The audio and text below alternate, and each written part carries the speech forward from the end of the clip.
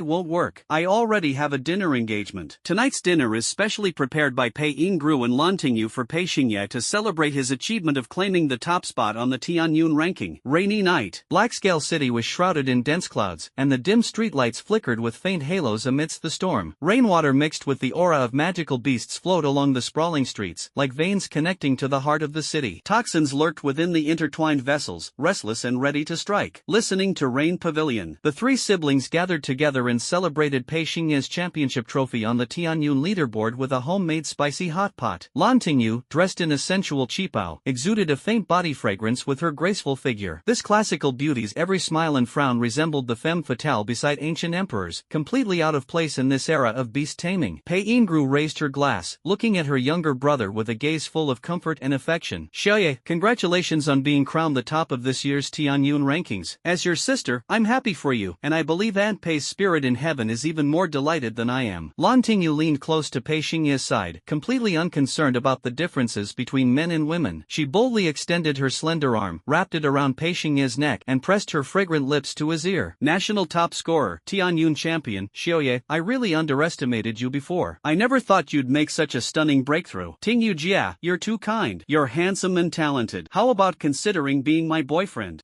This. Pei Yingru couldn't help but roll her eyes in feign anger, saying, Lantingyu, don't go too far. I treat you as my best friend, but you want to be my sister-in-law? Lantingyu's beautiful eyes sparkled as she deliberately teased, Sis Xiaoyi and I are true love. Please bless us. Pei Yingru gritted her teeth and angrily scolded, don't make me spank you, Lantingyu. Pei Xingye's handsome face turned red. He knew that this woman, Lantingyu, was deliberately teasing him. Gurgle gurgle. Pei Xingye tactically drank water to cover up his embarrassment. After 3 rounds of drinks and 5 flavors of dishes. As the night deepened, the 3 siblings were all slightly tipsy. It wouldn't be an exaggeration to say that Pei Xingye was raised by these 2 women since childhood. Therefore, in Pei Xingye's eyes, Pei Yingru and Lantingyu are his true family in every sense. As long as he is by their side, Pei Xingye feels a sense of home. Pei Xingye's obsession with becoming stronger is largely driven by his desire to better protect these 2 sisters. After eating and drinking to her heart's content, Pei Yingru raised her hand and gently stroked Pei Xingye's white fur, smoothing out the messy strands of hair on his forehead. Xingye, next week will be the first time your freshman class opens the dungeon trial. You need to prepare well. Pei Yingru's tone became solemn. Pei Xingye nodded. I looked at the schedule. The trial location is Moonlight City. That's right, it's Moonlight City. The dungeon trial is a crucial part of every student's 3-year academy journey. For the students of the Beast Tamer Academy, apart from studying theoretical knowledge in the classroom and undergoing rigorous training with their mentors on the training grounds, they also need to participate in field combat assessments. Combat is the fastest catalyst for the growth of a young beast tamer. Dungeon trials are one of the methods of field combat assessments. In this world, the era of universal beast taming has already lasted for over over 1,000 years. The 7 human nations, after enduring the vicissitudes of time, have been entangled in countless wars with the beast camp, with victories and defeats on both sides. In the wars lost by humans, countless cities and civilizations were destroyed under the iron hooves of the beasts. These dead cities, after years of sedimentation, sank deep underground, thus forming the dungeon world. As the name suggests, dungeons are located underground. They retain the basic appearance of cities but are devoid of vitality. Many beasts choose these places as nests for breeding and living. With the development of the times, humans have utilized one underground city after another, turning them into battlefields for training young beast tamers. The so-called young beast tamers, the largest group among them, are those like Pei Xingye, belonging to the academic faction. Each major beast taming academy organizes students annually to enter dungeons of varying difficulty levels, hunt magical beasts, thereby enhancing their combat experience and accelerating their growth. Different dungeons host magical beasts that vary greatly in terms of bloodline, level, and quantity. Therefore, based on the trial difficulty, dungeons are divided into 4 levels. Beginner, Elite, Nightmare, Hell. Moonlight City is the dungeon with the lowest trial difficulty coefficient, classified as beginner level dungeon. This level of dungeon is usually designed for rookies like Pei Xingye, namely first-year students of the Beastmaster Academy. Don't worry, cousin. I will achieve a good result in the Moonlight City trial and make you proud. Silly you, the national top scorer and the first on the Tianyun list, have already earned plenty of face for your sister. Pei Yingruo's smile was filled with tender affection, and she quickly added, in any case, this trial is a great opportunity for you. After all, the Black Phoenix's evolution speed is too slow, and the experience gained from hunting magical beasts in actual combat is incomparable to any competitive match or intensive training.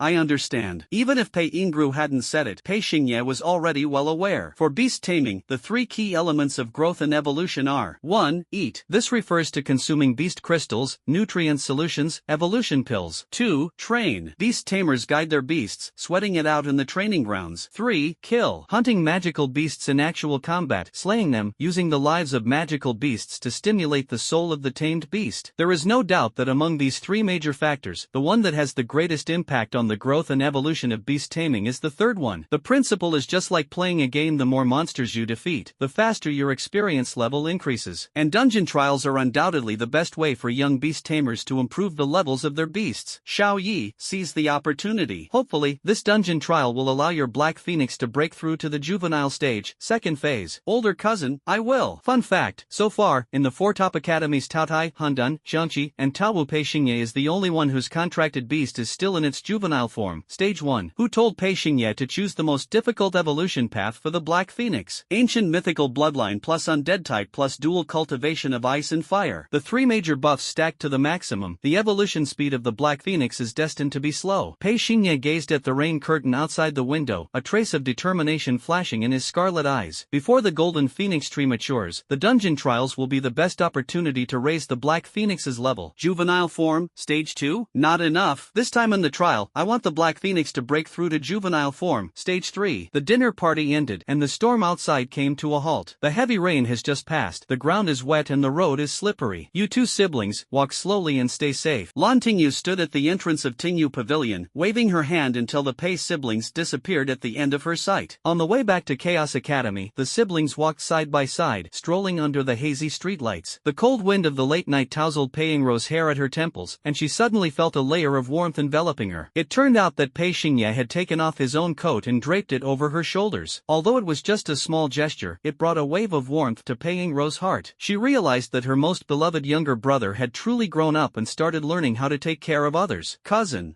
any recent news about the Pei family? Pei Xingye is now the young master of the Crimson Guild, so he must pay close attention to everything happening with the Pei family, especially the sinister and ruthless father and son, Pei Shan, and Pei Donglai. Pei Yingru understood and answered truthfully. After Pei Donglai failed to get into Chaos Academy, Pei Shan pulled a lot of strings and spent a significant amount of resources to get Pei Donglai into Counterattack Academy. Counterattack Academy? That's right, it's a Beastmaster Academy that has risen in the past 3 years. The Academy's mission is to specifically enroll students who failed the national exams each year, advocating tailored education and inclusiveness. Pei Yingru paused, frowned, and added, actually, I've met the principal of the Counterattack Academy once. His aura is very strange, giving off a gloomy feeling that's hard to describe. Pei Xingye had heard of the Counterattack Academy. Compared to other academies, this one doesn't have a long history, and the instructors in the academy are notoriously strict and brutal. At the same time, the Counterattack Academy adopts a closed management strategy. In simple terms, when parents send their children to the Counterattack Academy, Academy, they cannot return home on weekends, and all their needs for food, clothing, and accommodation are taken care of within the Academy. Strangely, this Beastmaster Academy, with only a brief 3-year history, has indeed produced many talents. It has even managed to defeat prodigies from the 4 top-tier academies in some high-level competitions, achieving dazzling results. Pei Xingye murmured softly, there might be something unusual behind the Counterattack Academy. Pei Shan went to great lengths to send Pei Donglai to the Counterattack Academy, so he must have ulterior motives. I need to prepare in advance. 3 days ago, on a stormy night with torrential rain, Pei Shan hosted the dean of the Counterattack Academy at a high-end restaurant, using a ceremony-filled approach to make the occasion grand. In the dimly lit private room, the dining table was adorned with exotic delicacies, all made from the meat and bones of beasts strictly prohibited by national law. In the corner of the private room, several scantily clad beauties from the entertainment world sang and danced, occasionally pouring tea and wine for the guests. Pei Shan, wearing a fawning expression, pursily stood up to refill the wine glass of an elderly man with white hair, his tone filled with pleading. Dean Han, during this time, I've made sure to honor you without missing a beat, so about my son's admission. The elderly man with white hair was dressed in a black robe, his figure emaciated, resembling a vampire who had been immersed in darkness for years, with a complexion paler than paper. This man was none other than the dean of the Counterattack Academy, Han Yuan. In just 3 years, he elevated the national ranking of Counterattack Academy to 5th place nationwide, second only to the 4 top-tier academies. He is the god most revered by every batch of students who failed the national exams. From the surface, he indeed helped many children who were once underestimated achieve a reversal in their lives. But talent is something that does not lie. Ask yourself, how could an 18-year-old with no talent experience a rapid rise in rank and a significant boost in strength shortly after entering the Reversal Academy? Who could believe there's no trickery involved? However, despite multiple visits from investigative agencies and relentless questioning by media reporters, no evidence of any violations or illegal activities has been found at the Reversal Academy. Thus, the current Counterattack Academy is shrouded in a layer of mystery and eeriness. Han Yuan raised his wine glass, revealing a meaningful smile. President Pei, rest assured, although Pei Donglai failed the exam, he has great talent and is a promising candidate. In the next 3 years, our Counterattack Academy will help him achieve his counterattack. Even? Pei Shan asked excitedly, even what? Even I can help him surpass this year's national top scorer, Pei Xingye. As soon as Han Yuan said this, Pei Shan showed a look of astonishment and stared at him for a long time. After confirming that the other party was not joking, Pei Shan was overjoyed and bowed deeply to Han Yuan. Thank you, Dean Han, for your attention and high expectations for my son. Rest assured, Dean Han, from now on, every month, our Pei family will provide free resource donations to the Counterattack Academy. We only hope that you can give my son more guidance and support. The two exchanged a smile and raised their glasses to drink. The banquet ended, and Han Yuan left the tavern. In the depths of the pitch-black rainy night, a fleeting shadow swept by and knelt on one knee beside Han Yuan. Director, everything about the Pei family has been thoroughly investigated. Pei Shan and Pei Donglai, the father and son, have no familial bond with Pei Xingye. Their relationship has long been one of irreconcilable enmity. Very well, next, we can make good use of this foolish father and son from the Pei family to achieve our goals. Dean, please give your instructions. Arrange for Pei Donglai to enroll as soon as possible. I will personally teach him the Black Prison Beast Mastery technique. Yes, Dean. In the dark night, Han Yuan's eyes were as sharp as a venomous snake, and his poison lips revealed a forked, sharp snake tongue. Russell, cousin, it's raining again. It's okay, I brought an umbrella. On the way back to Chaos Academy, the heavy rain fell once again.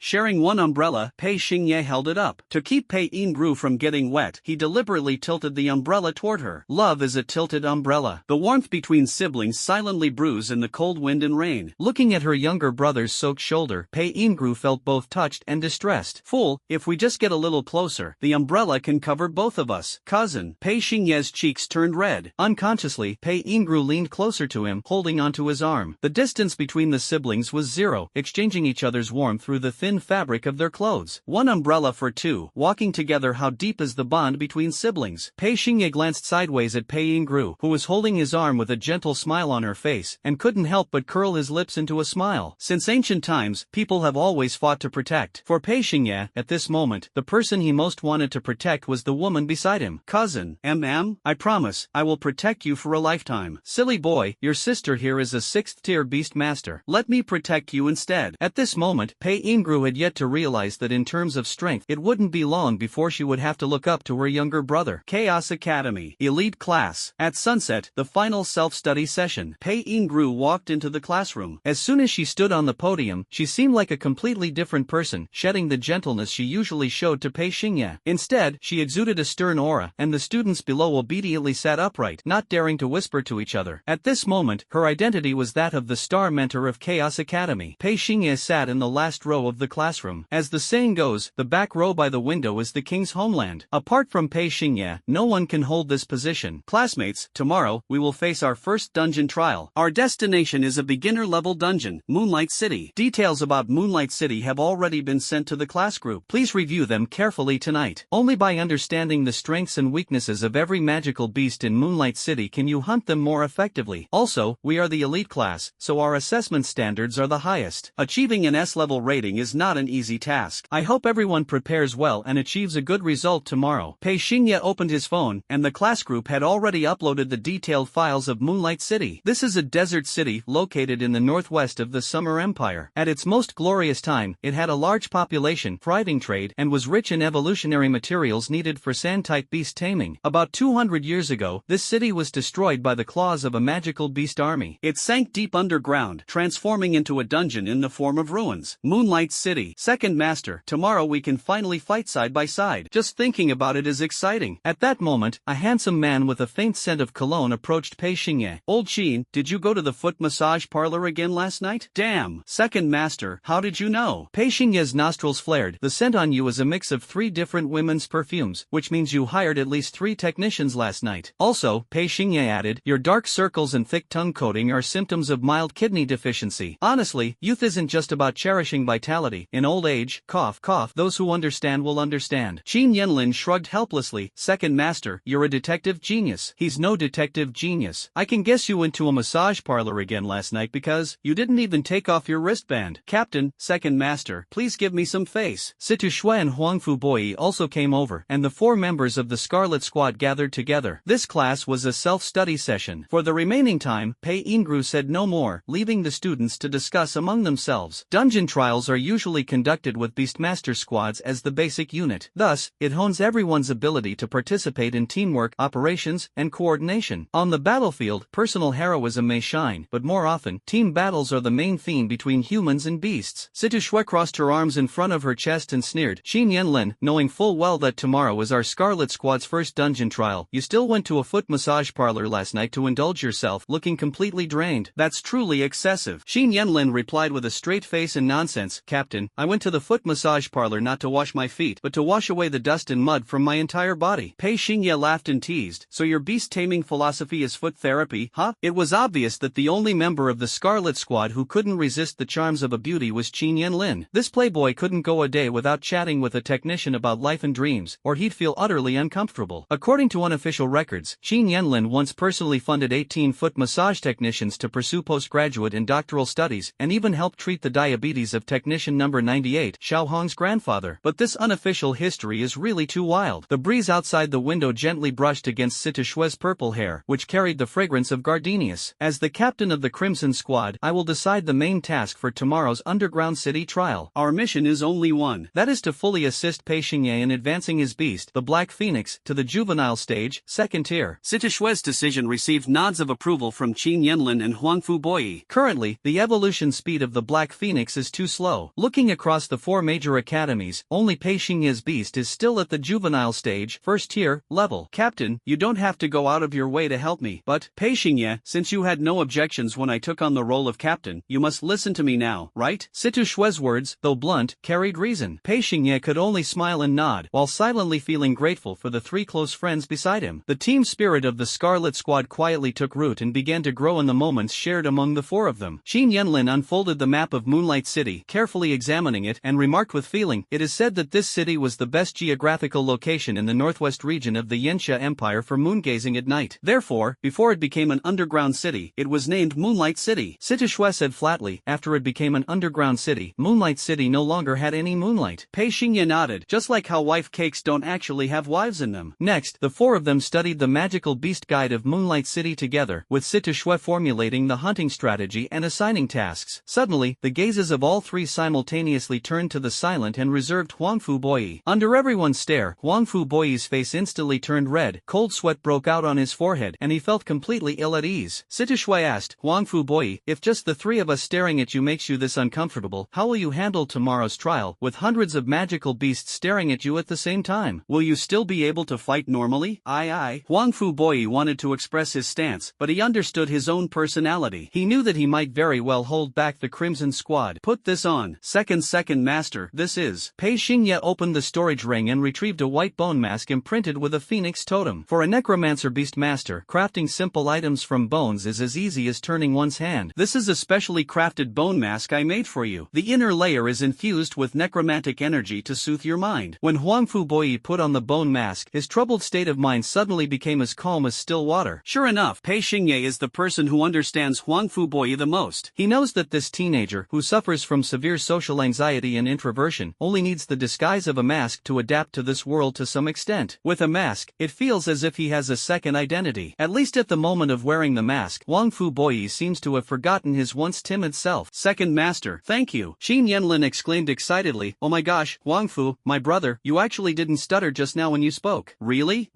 Huang Fu Boyi was overjoyed because it was this mask given to him by Pei Xingye that made him willingly follow Pei Xingye for a lifetime. Huang Fu, I'm giving you this mask not to change you. I just hope that when you wear the mask and step onto the battlefield, you can forget the terrible version of yourself from the past and become a powerful Beastmaster. Every word from Pei Xingye brought Huang Fu Boyi endless motivation. Second master, I won't let you down. Captain, Old Qin, Huang Fu, tomorrow will be our first time working together. For the glory of the Scarlet Squad, let's do our best. Let's go. The four gathered together, stacking their hands, exchanging glances. In this ordinary, dull dusk, amidst the noisy and lively self-study session, they vowed to elevate the Scarlet Squad to the throne of the nation's #1 Beastmaster team. After school, gathering for a meal, Huang Fu Boyi temporarily removed his mask. Say second master, should we have spicy hot pot or braised chicken WW with rice? Rice. Qin Yanlin, well, Schrodinger's mask? The next day, Chaos Academy playground. At 10 o'clock in the morning, all the new students gathered here, each wearing combat uniforms emblazoned with the Chaos Academy emblem. Their youthful and tender faces were filled with nervousness and anticipation. A middle-aged man with a large belly stepped onto the podium. This unkempt fellow was none other than the Dean of Chaos Academy, Wang Defa. As the Dean, this person was abstract in every sense: his name, appearance, and even his contracted beast. Among the deans of the four major academies, the contracted beasts of the other three were either azure phoenixes or celestial cranes, and at worst, bats. Only Wang Defa's beast was a massive, clumsy pig mastiff. Classmates, today is an exhilarating day. You, the new students of this year, are about to embark on your first dungeon trial. Next, take a moment to prepare. Once the teleportation array is activated, you will be transported directly to Moonlight City. Remember, do not panic during the hunt. As long as you perform to your potential, you are sure to achieve excellent results. In the crowd, the four-member Scarlet Squad stood out exceptionally. After all, Pei Xingye, the national top scorer and the leader of the Tianyun rankings, was part of the Scarlet Squad. Moreover, Sita Shui, with her stunning beauty and unique charm, had already become the campus belle of Chaos Academy. Thus, the Scarlet Squad was the most attention-grabbing team in this Moonlight City trial. Are you daydreaming? Sita Shui quickly noticed Pei Xingye's unusual behavior. Didn't sleep well yesterday, just distracted. Pei Xingye's response naturally didn't convince Sita Shui. She could feel that Pei Xingye's attention was entirely focused on the teleportation array in the center of the playground. Mentioning arrays inevitably brings up a special profession: Array Master. Undoubtedly, in this era of universal beast taming, beast tamers are the undisputed mainstream profession. 18 years ago, before the great battle of the celestial whirlpool had begun, there was a profession known as the Formation Master, which once created a brief yet dazzling era of glory. As the name suggests, Formation Masters could use their hands to form seals and activate magic formations of various attributes, thereby assisting beast tamers in combat. Setting up magic formations required the use of magical beast remains with different attributes and bloodlines, and sometimes even the sacrifice of one's own blood, limbs, or organs. The teleportation formation was one of the Formation Master's specialties, used on the battlefield to transport reinforcements over long distances. Achieving the effect of speed is of the essence. For the Beastmaster Academy, the teleportation array is established to transport students to and from dungeons of different levels to participate in various trial missions. Sita Shui's observational skills were sharp. Pei Xingye was indeed examining the teleportation array beneath his feet, which shimmered with a blue halo. According to the Chronicles of Arrays, 18 years ago, the profession of Array Master created many miracles. Moreover, undead Beastmasters can transcend professional dimensional boundaries, emulate array masters, and learn to cultivate undead arrays. However, in this era, necromancer beast tamers have already declined. The methods for cultivating necromancy arrays have long been lost in the market. During this period, Pei Xingye attended classes and trained during the day, and at night, he would stay up all night in the Chaos Academy library. He wouldn't overlook any type of book. He needed to understand all the history and the development of all professions in this beast-taming world. In the books, he found information about the connection between necromancer beast tamers and array masters. At this moment, when he saw the teleportation magic array shimmering with a halo, he couldn't help but feel a surge of excitement. He wanted to learn and cultivate necromancy arrays. However, he currently couldn't find a suitable mentor, nor a way to proceed. This was the most troubling aspect for Pei Xingye after becoming a necromancer beast master. In this era, if he wanted to carve out a path as a necromancer beast master, he could only rely on himself to slowly figure things out, as no one could provide him with effective assistance. Soon, the teleportation magic array was activated. Thousands of new students from Chaos Academy vanished within the sea of blue light. After a brief dizziness, Pei Xingye reopened his radiant crimson eyes. Who? The surrounding wild winds howled, and dust flew everywhere. This is the northwestern region of the Yanxia Empire, also the most sparsely populated wilderness. Looking far into the distance, the vast desert stretches endlessly, with solitary smoke rising straight up. The towering sand dunes resemble the spines of countless mythical beasts, continuous and particularly menacing. Pei Xingye's gaze swept around, surrounded by classmates whose faces were filled with confusion. Finally, his eyes fixed on the base of a sand dune. There was a massive opening here. Pei Yingro's voice came through. Classmates, this is the entrance to Moonlight City. Next, I will announce the grading criteria for this trial assessment. Scores will be calculated based on teams. The total number of magical beasts hunted by the team must reach 20 to achieve a passing grade of C. The total number of magical beasts hunted by the team has reached 50, with a rating of B. The total number of magical beasts hunted by the team has reached 150, with a rating of A. Among the total number of magical beasts hunted by the team, one has reached the complete form level, with a rating of S. This is the evaluation standard for this trial. As soon as it was announced, even the geniuses in the elite class showed bitter expressions. The four great academies truly live up to their name. The trial assessment standards are twice as high as those of other second-rate academies. Anyway, let's do our best. Our team shouldn't have any problem passing. Our team will strive to get an A rating. Hey, what do you guys think? What score can the Scarlet Squad achieve? Everyone's eyes turned to the four members of the Scarlet Squad. I've already heard that the Scarlet Squad's captain, Sitishue, is discussing with her team how to hunt a fully evolved magical beast. TSK Tisk looks like the Scarlet Squad is aiming for an S-level rating. Who let their team have that genius monster, Pei Xingye? A fully matured magical beast is 2 whole levels higher than a juvenile beast. Even with team coordination, hunting a fully matured magical beast is extremely difficult, which also means the S-level rating is absolutely genuine. Over the next 10 minutes, the freshmen of Chaos Academy entered the cave one after another, heading toward the underground desert ruins, Moonlight City. Entering the depths of the underground, the air is thin, and the temperature rises sharply. This underground city still retains basic urban infrastructure, while also bearing the devastation left by the rampage of the Monster Legion. Everywhere are dust-covered ruins, with all kinds of strange and unknown plants emerging endlessly. In the shadows of darkness, the low murmurs of monsters with different attributes stir the soul of every Beastmaster. The former Moonlight City, with its bright moonlight, was as picturesque as a painting. Now, Moonlight City has no trace of moonlight, only the dense aura of magical beasts and the stench of their excrement. Sitishue directly imprinted the map of Moonlight City in her mind. Everyone, let's head to the Moon Wolf Nest in the eastern part of the city first. After all, hunting Moon Demon Wolves provides the highest experience bonus. The Moon Demon Wolf clan is the highest bloodline quality among all the magical beasts inhabiting Moonlight City, reaching epic quality. The main task of the Scarlet Squad in this trial is to pave the way for Pei Xingye's Black Phoenix to accelerate its upgrade. Hunting the Moon Demon Wolf first is the optimal choice. Half an hour later, the Scarlet Squad arrived at the Moon Wolf's lair in the eastern part of the city. In the darkness, the wolves howled mournfully, their pairs of glowing green eyes blinking incessantly, something utterly intolerable for those with trypophobia. Apart from the wolf howls, Pei Xingye also heard the sounds of fighting. Sitishue explained, the freshmen of the 4 major academies are all starting their first trial today. I guess the other 3 academies also chose Moonlight City as their trial location. Xin Yenlin rubbed his forehead and chuckled wryly. It seems this hunt has turned into a competition as well. The total number of new students in the 4 major academies exceeds 10,000. The Beastmaster teams formed amount to at least 2,000. Simply put, in this kind of situation, there will definitely be plenty of kill-stealing scenes. This is a trial, and also a competition. But when it comes to stealing kills, who can compare to this red-eyed boy? Moonlight City. In the eastern part of the city, the Moon Wolf's lair. In the darkness, pairs of wolf eyes were filled with bloodthirsty killing intent. Their curled lips not only exposed fangs as sharp as knives but also dripped saliva capable of corroding the ground. This is within Moonlight City, one of the rare magical beast clans with bloodline quality reaching the epic level. Theoretically, the higher the bloodline quality of the magical beasts hunted by a Beastmaster, the more evolution experience the tamed beasts accumulate. As long as Pei Xingye properly manages the Moon Wolf Nest area, the Black Phoenix has a chance to advance to juvenile form, Stage 2. The wolf howls echoed through the darkness, and a dense tide of beasts surged from all directions. Situ Shui remained calm and shouted in a low voice, "They're here, prepare for battle." Huang Fu Boyi voluntarily put on the white bone mask gifted to him by Pei Xingye. As long as he wore the mask, it was as if he became a different person. Speaking no longer stutters, and the confusion and timidity in the eyes have been replaced by determination. Three-tailed spirit fox. Huang Fu Boyi activated the Imperial Seal, and from the summoning magic array of the pentagram, a fox beast with 3 tails leapt out. Its figure was light and agile, its appearance delicate, and its pure white fur swayed gracefully with the wind. Legendary quality bloodline, juvenile form, second stage, three-tailed spirit fox. This is Huang Fu Boyi's beast companion, and its core talent is Fox Ancestor's Blessing. Huang Fu Boyi activated his soul power, and the three-tailed spirit fox howled toward the sky. Surrounding the 4 members of the Scarlet Squad, it conjured the phantom of the Fox clan's ancestor, forming a sturdy spiritual energy shield. That's right, the three-tailed spirit fox is a defensive-type beast companion known for its exceptional defense. It provides a shield for allies that grows thicker and tougher as the level increases, even developing the ability to reflect damage. At the same time, Huang Fu Boyi's S-level talent, Rewind, can also make a significant contribution to the team. Therefore, Huang Fu Boyi's role in the Crimson Squad is support. He doesn't need to participate in attacks, he only needs to oversee the overall situation, refresh shields for teammates, and help restore the health of their beasts. Outside the shield, the pack of wolves tore in bit. Facing the onslaught of the beast tide, Xin Yanlin's advantage would be maximized. Purple Thunder Pegasus. Xin Yanlin activated the Royal Seal, summoning an extraordinarily handsome unicorn. It possesses the torso of a fiery steed, wings entwined with purple lightning sprouting from its back, and a sharp horn protruding from its forehead. The unicorn bloodline ranks among the top 5 in strength among all legendary quality beast bloodlines. Xin Yanlin entered combat mode, his piercing gaze emanating an electrifying intensity. At this moment, his demeanor was a far cry from the usual frivolous playboy. Thunderous Stomp. Xin Yanlin released his soul power, resonating with the servant's soul. The Violet Thunder Pegasus flapped its wings and soared into the air, its body transforming into a purple current, unleashing a dense barrage of phantom hoofprints. Each phantom hoofprint was enveloped in fierce and violent purple lightning, striking into the beast tide, with the wails of magical beasts echoing incessantly. At the same time, every bolt of lightning unleashed by the hoofprints refracted continuously among the beast tide, causing even more terrifying group damage. This is Xin Yanlin's S-level talent, Refraction. Combined with the thunder attack of the Purple Thunder Pegasus, which inherently carries a damage transfer effect, Xin Yanlin's role in the Scarlet Squad focuses on attrition. The wide-range group damage attack unleashed by the Purple Thunder Pegasus can continuously suppress the opponent's health. The packs of Moon Demon Wolves, unable to withstand the paralysis and disturbance of the Thunder's power, began to employ agile maneuvers to evade the electric attacks of the Purple Thunder Pegasus. Xin Yanlin excels in War of Attrition, but his advantage can be somewhat diminished when facing agile magical beasts with powerful displacement skills. After all, the skill casting delay of the Purple Thunder Pegasus is 2 seconds longer than that of ordinary beasts. On the battlefield, situations change in an instant. A 2-second delay is enough for the enemy to evade the attack range of the Purple Thunder Pegasus in advance. At that moment, the captain of the Scarlet Squad, Situ Shui, quietly unleashed her power. Soul Force surged, and a sudden gale arose. Her purple hair danced in the wind, and her beautiful face revealed an elegant yet deadly intent. Shadow Demon Spider. The earth tore apart, and the purple-black shadow power gathered into a dense, heavy fog. Deep within the thick fog, the figure of a giant spider emerged. Whoosh, whoosh, whoosh. Strands of sharp, elongated spider silk sliced through the cold air, wrapping around the sturdy bodies of the Moon Demon Wolves. Encasement. Encasement is the core skill of the Shadow Demon Spider, possessing a stable and highly efficient control effect. Any Moonlight Wolf caught by encasement will have its body wrapped in countless spider silks, forming a massive cocoon ball, temporarily losing its ability to move. SSS Law. A Moon Demon Wolf with an excessively strong body fiercely swung its wolf claws, tearing a gap in the thick cocoon. In the next second, the wolf claws of this Moon Demon Wolf were tragically petrified. This was Situ Shui's talent, an S-level ability, Petrification. Cocooning plus Petrification destines Situ Shui to deliver an irreplaceable, ultra-long control effect in team battles. Whenever cocooning fails, Petrification takes effect. As soon as the Petrification effect ends, the enemy is once again bound by a new round of spider silk, falling into a cocooning state. fate. Situ Shue's powerful control ability deprives the Moon Demon Wolf of its advantage in agile movement. At the same time, Xin Yanlin, riding the Purple Thunder Pegasus, delivers area-wide group damage with an almost 100% hit rate. It can be seen that the structure of the Scarlet Squad's members is nothing short of perfect. Ultra-high defense increases tolerance, prolonged control restricts enemies, and area damage serves as a powerful weapon in team battles. Don't forget, at this moment, the Scarlet Squad still has one member who has yet to make a move. The severely damaged Moon Demon Wolf Pack, after witnessing the prowess of Situ Shui, Xin Yanlin, and Huang Fuboi, revealed a cowardly look and turned their gaze toward Pei Xingye, who appeared harmless to both humans and animals. Pei Xingye's image, a handsome and slender gentleman. In the eyes of the magical beasts, this type of beast tamer is the easiest to bully. The wolf pack roared, shifting their target and attempting to treat Pei Xingye as easy prey. Unfortunately, they chose the most terrifying man in the Scarlet Squad as their opponent, and also selected the most tragic way to die for themselves. The gate of the underworld. Open. How powerful is the word open? The pitch-black, heavy gate of the underworld descends onto the battlefield. The temperature in Moonlight City dropped instantly, with frost spreading across the land. Accompanied by a sharp phoenix cry, the Black Phoenix spread its wings and soared, bursting through the gates of the underworld. Without the need to unleash any skills, a casual basic attack released an undead fire beam that illuminated the darkness. Dozens of moon demon wolves were annihilated in a lush green sea of undead flames. Bloodline suppression once again materialized. The surviving moon demon wolf pack, having just witnessed the tragic demise of their kin, had their wolf eyes contract and their souls tremble. The leading wolf king cannot speak human language. If it could speak, it would say, "Damn, we've encountered a monster." I'll cover. Elders and children go first. So who is the monster? The crimson-eyed youth's lips curled into a cold, thin smile, like a merciless god of death. This reaping war god from the Scarlet Squad is about to unleash his power. Entering the battlefield for the harvest, he is a true professional. When the phoenix emerges, who can compete? The Moon Demon Wolf clan's bloodline quality is nearly epic, and the gap between it and the ancient mythological bloodline of the Black Phoenix is as vast as the difference between clouds and mud, utterly insurmountable. The Black Phoenix perched above Pei Xingye's head let out an angry and domineering cry. You could clearly see that these previously ferocious moon demon wolves now had eyes that looked even more innocent than those of a husky. Even though most of these moon demon wolves have reached the juvenile stage, third rank, under the absolute suppression of bloodline, their slight level advantage completely disappears. Facing juvenile-level magical beasts, Pei Xingye's handsome face remained devoid of any emotional fluctuation. He controlled the Black Phoenix without needing to use any skills, relying solely on simple and unadorned normal attacks to slaughter the dense wolf pack. Moonlight City is vast, accommodating over 10,000 young beast tamers hunting together. Other areas. You can see inexperienced beast tamers being chased into a panic by the tide-like surge of magical beasts. But in the Moon Wolf Nest area, you can only see an extraordinary red-eyed youth slaughtering one tearful moon demon wolf after another as if it were effortless. In the eyes of the moon demon wolves, Pei Xingye is the true demon. The corners of the boy's lips held a devilish smile. Roar! The mournful wolf howl echoed through Moonlight City. Howl! Shout again! Even if you scream your lungs out, it won't help. Phoenix, attack! Phoenix's wings struck, unleashing both undead fire and undead frost, dispelling the darkness and illuminating the tears in the enemy's eyes. Xin Yanlin's lips twitched. Second Master, are you even speaking like a human? Isn't this a villain's line? That's right. At this moment, Pei Xingye looked exactly like a villain. There was already a unique aura of wickedness flowing through him, fundamentally different from all the righteous people. His wickedness was truly eerie. His wickedness is so wicked that it turns righteous. Not a saint, but nuclear kindness. His greatest mercy toward the beasts is using instant kill to reduce their suffering. The Scarlet Squad's performance is incredibly strong. Just 10 minutes into the trial, the team has already hunted 157 beasts. This has already reached an A-grade score, making it very difficult for other students to catch up. At this point, the undead flames burning on the Black Phoenix intensified. The undead frost swirling around the phoenix wings grew heavier with a chilling aura. Hunting magical beasts is indeed the fastest way for a beast to grow. Each time a magical beast is slain, the beast gains a bit of killing intent, further unlocking the wildness of its bloodline genes. Situ Shui analyzed, at this hunting pace, during this trial, it shouldn't be a problem for the Black Phoenix to break through and advance to juvenile stage, level 2. Xin Yanlin couldn't help but ask, "Captain, why don't we all assist Second Master together, put in some effort, and see if we can help the Black Phoenix break through to juvenile stage, level 3? Situ Shui shook her head at this. The evolution speed of ancient mythological bloodline beasts can't be this fast. Moreover, Pei Xingye chose to let the Black Phoenix cultivate both ice and fire, making the evolution difficulty practically hell level. This trial, the possibility of advancing to juvenile form, stage 3, is unlikely. Situ Shui's analysis was very rational, and Pei Xingye did not refute it. He was holding back something big. Next, the Scarlet Squad demonstrated perfect team coordination. Situ Shui was responsible for controlling the magical beasts, restricting their movements. Huangfu Boyi provided shields for the team, ensuring their combat sustainability and maximizing their margin for error. Qin Yanlin focuses on group-based attrition, continuously reducing the health of the beast tide. As for Pei Xingye, he only needs to slightly activate a trace of soul power and, relying on the Black Phoenix's exceptional stats, effortlessly harvests all the beasts with low health. The growth speed of the Black Phoenix thus accelerates rapidly. The breakthrough to the juvenile form, second stage, is drawing closer and closer. Second Master, it's your turn to act. Qin Yanlin rode the purple thunder Pegasus, delivering a thunderous beast hoof that shattered the spine of a moon demon wolf. The moon demon wolf was barely breathing, and the Black Phoenix only needed to flap its wings and release a wisp of undead fire to finish the harvest. However, at that moment, a fleeting shadow swept past Pei Xingye's side. Whoosh! Sharp leopard claws flashed by, slicing the body of the wounded moon demon wolf in half. Damn it, that's so unfair, stealing the kill. Qin Yanlin immediately became displeased and started cursing at a long-haired man. The long-haired man had a slender figure and delicate features, possessing many feminine traits, and was dressed in a combat uniform bearing the insignia of Taowu Academy. A first-year student at Taowu Academy, Sima Xian. The black panther beside him possessed a body even larger and more imposing than those of the elephant-type beasts. Its sleek black fur and the massive shoulders and neck were adorned with two fearsome panther heads. The two-headed black Xian panther, an all-round beast that combines both attack burst and speed burst. Behind Sima Xian, there were 3 classmates following him. These 4 were the Thunder Squad from Taowu Academy. At this moment, Moonlight City was a battlefield where tens of thousands competed fiercely. All the freshmen from the 4 major academies had gathered here, forming teams to commence the hunting trial. The more people undergoing the trial, the higher the probability of stealing kills happening. Just now, the captain of the Thunder Squad, Sima Xian, seized the opportunity from the shadows and forcibly snatched a moon demon wolf's head from Pei Xingye's hands. Sima Xian revealed a provocative smile. Sorry, Pei classmate, I didn't do it on purpose. Qin Yanlin angrily said, you clearly did it on purpose. Your character truly lives up to your surname. Pei Xingye ignored it and prepared to finish off another injured moon demon wolf. Whoosh! A venomous stinger from the giant poison bee pierced through the air, taking the kill of the injured moon demon wolf first. This was the second time Pei Xingye had his kill stolen. Pei Xingye looked around and noticed that many Beastmaster teams from different academies had gathered nearby. Their eyes burned with intense fighting spirit, and of course, there was also a hint of provocation. At this moment, on the ground, at the entrance of Moonlight City, over a dozen gold medal mentors from the 4 major academies were closely observing the trial of 10,000 competitors within Moonlight City through drone-transmitted footage. Pei Yingru saw Pei Xingye's predicament and couldn't help but grit her teeth. Damn it! The Beastmaster teams from other academies are deliberately making things difficult for Xiaoye. Pei Xingye, the national top scorer and first on the Tianyun rankings, his talent and strength have almost monopolized all the attention of this year's freshmen. People, apart from discussing Pei Xingye, at most add another name, Sangwei. After all, they are the twin stars of Yanxia. As for the other freshmen this year, no one cares. 18-year-old boys and girls, all in the prime of their youth, are somewhat jealous of Pei Xingye. So, in this dungeon trial, all the Beastmaster teams formed by other academies tacitly united to target Pei Xingye and the Scarlet team he belongs to. Sima Xian declared, Pei Xingye, one shouldn't be too showy. This is the price you pay for standing out. After a moment of contemplation, Pei Xingye raised his blood-red eyes. Snatching kills doesn't violate the trial rules, right? Sima Xian laughed wildly. Of course not. Snatching kills is a display of skill. What rule would it break? Ha ha ha. Other Academy Beastmaster teams also burst into mocking laughter directed at Pei Xingye. Situ Shui let out a sigh and murmured softly, Sigh, why did you provoke him? Ding! Your friend, Reaping War God Pei Xingye, is now online. Moon Wolf Slayer. This trial of 10,000 contenders unfolds as a head-snatching battle. In the previous period, Pei Xingye, who had been in the spotlight, almost became the target of all Beastmaster teams. Sometimes, when you display excessively strong talent and strength among your peers or within the same rank, even reaching an unparalleled first place, you naturally become the focus of attention, attracting inexplicable jealousy and hatred. Huangfu Boyi wore a white bone mask. When he spoke, he did not stutter and was filled with righteous indignation. Captain, Second Master has no grievances or enmity with these people. Why must they target Second Master like this? Situ Shui explained, think about it from another perspective. If you were them, being able to snatch a kill from the national top scorer during the highly anticipated dungeon trial, wouldn't that be a kind of glory and achievement? It's all for fame. The new students from the Academy faction are all 18-year-old boys and girls, not yet mature in mind, but with ambitions as high as the sky. Everyone is a newly emerging prodigy, so who would willingly become a mere background character or a passerby in such an occasion, showcasing Pei Xingye's talent? As long as they can snatch a kill from Pei Xingye, they can brag about it to everyone they meet. It must be said that as long long as it is associated with Pei Xingye, it can gain popularity and a certain level of fame. This is the reason why the Beastmaster teams from the other 3 major academies have joined forces to target Pei Xingye. In response, the revenge method chosen by Pei Xingye will be extremely brutal. Roar roar roar. The Beastmaster teams gathering at the moon wolf nest grew in number, and the noise and footsteps attracted the wolf pack from deep within the nest. In the darkness, a dense tide of beasts surged once again, pairs of bloodthirsty wolf eyes radiating greedy animalistic desire. The hunting trial was still ongoing. As the captain of the Thunder Squad, Sima Xian remained composed. Everyone, maintain formation and execute teamwork. I'll handle the finishing. Thunder Squad, among the freshmen of Taowu Academy this year, is considered a high-quality team. The members under Sima Xian's command all possess remarkable talent and strength, and their beast companions can execute highly effective coordinated tactics. For a moment, thick smoke rose, and blood splattered. Captain, all 6 moon demon wolves are severely injured. All right, I'll harvest their lives. Sima Xian channeled his soul power, commanding the 2-headed black Xian leopard to launch a surprise attack on the 6 severely injured moon demon wolves. Leopard-type beasts possess extremely high mobility, and their skill activation speed far surpasses that of ordinary beasts. Thus, Sima Xian's role within the team is to act as the Reaper, responsible for harvesting the lives of magical beasts. Just as Sima Xian was certain he could take down the 6 severely injured moon demon wolves, an unexpected event occurred. Inside Moonlight City, the temperature plummeted. Terrifying undead ripples surged amidst the chilling gale. In an instant, 6 pitch-black Reaper phantoms simultaneously appeared above the heads of the 6 severely injured moon demon wolves. The shadow of the Grim Reaper wielded its scythe, disregarding any rules or constraints, and forcibly slew 6 moon demon wolves. This is undead execution. Captain, the situation doesn't look good. The previous second, Sima Xian led the Thunder Squad, executing an exquisite team coordination, barely managing to reduce 6 moon demon wolves to critical health. The next second, Pei Xingye initiated with 0 frame delay, directly triggering undead execution, completing the harvest ahead of time. At this moment, Sima Xian's face turned pale, frozen in place, his mind completely blank. A series of fierce operations like a tiger, but when checking the results, the Thunder Squad worked hard all day, only to end up paving the way for Pei Xingye. You just said that stealing kills wouldn't violate the trial rules, didn't you? Pei Xingye's casual remark made Sima Xian's face flush red, leaving him unable to retort. Xin Yanlin laughed heartily on the side. Haha, you fools, you went after my second master's kills. You're in for it now. In the nest, wolves emerged one after another. Although the teams of beast tamers displayed exquisite coordination, as long as a moon demon wolf was left with low health, they had no time to finish it off. The shadow of death would descend from the sky, triggering undead execution. It should be noted that undead execution can ignore all defenses and shields, disregard the bloodline quality and rank of the magical beasts, and forcibly execute any magical beast with 10% remaining health with a 100% hit rate. Forget the moon demon wolf, even magical beasts with heavenly king or even emperor physiques, if left with 10% health on the battlefield, would meet their end when facing Pei Xingye. The undead talent, after all, is the top-tier Beastmaster talent that ranked first 18 years ago. The dominance and oppression displayed by undead execution on the battlefield not only terrify enemies but also leave competitors in utter despair. Over the next half hour, within Moonlight City, the climactic scene of Death's arrival unfolds. The Beastmaster teams from the other 3 major academies are in utter misery. No matter how hard they try, they cannot escape the punishment of undead execution. Captain, this moon demon wolf is low on health. Quick.